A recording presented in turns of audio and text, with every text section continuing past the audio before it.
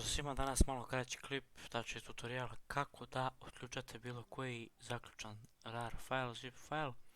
Vjerojatno ste se nalazili 100 puta u ovoj situaciji gdje skidate nešto i imate zaključan ovaj RAR file, tako da danas ću vam pokazati kako da to otključate. Dakle, o čemu se radi, evo ga RAR file, kao što vidite, unutra imamo neki dokumenti, kada ćemo da ga otvorimo, ne možemo da ga otvorimo, traži šifru.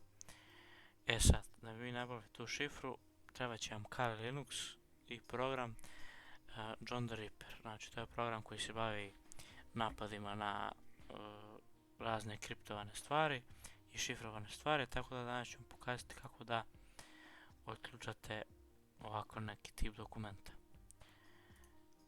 Znači, evo vidite, nemamo šifru i ne možemo da uđemo. E sad, da bi ušli, trebamo da otvorimo Kali Linux. Ja ovdje imam Kali Linux na VMware-u i samo uzmete i prenesete taj file na VMware.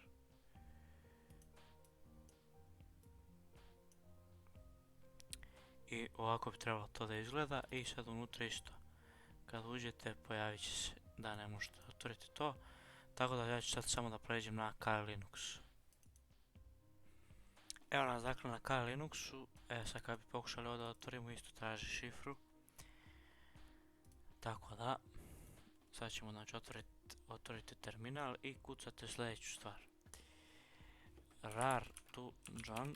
Sad u slučaju da je file zip.zip, onda kucate zip to John. Ostalo sve isto, znači kucate lokaciju fajla, onda kosrta kucate ime fajla, u slučaju je ovdje subscribe.rar. Onda uslov, znači ovaj znak kao veće, kucate gdje ćete da imate taj hash file i idete kako hoćete da nazovete .hash. Sad šta sam ja ovdje uradio? Dakle, ovo je, uslovio sam rar to John da pomoću ovog fajla stvori neku skicu po kojoj će da on dešifruje taj file. I uslovljam ga da to od toga što napravi ovog fajla da to stvori na desktopu taj file pod imenom šifra.hash. Kliknut ćemo enter i stvorit će se dokument šifra.hash. Kada otvorite, ovdje imaju kao neka slova. Sad to nam ničemu ne služi. Sad sljedeća stvar koju ćete da ukucate je John desktop šifra.hash, ili kako ste nazvali ovaj dokument. Idemo enter. Ovo će sada potraje malo.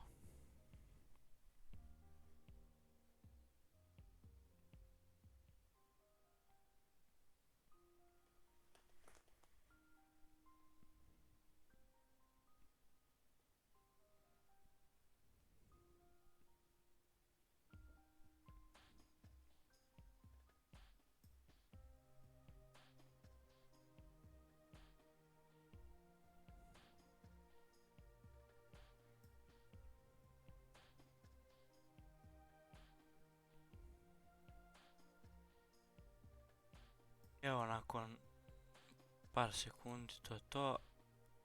Dakle, šifra 1234. Sad nemojte da se čudite ako vam crashuje slučajno Kali Linux i neće da se upali, sačekajte na 10 minuta. I ako slučajno ovo duže traje ovo da vam provali šifru, dakle to je sve do vaše šifre i do vašeg računara prvenstveno. Znači, što je šifra, ima više brojeva, slova, znakova, on će to teže naći. Dakle, evo da vidimo, to je ta šifra. Znači, ćemo otvoriti ovaj file 1234 i to je to. Evo, to je ta šifra što ovdje piše. Znači, on će ovako da je highlight ovim naranđastim. Tako da, to je to. Hvala što ste gledali. Ćao.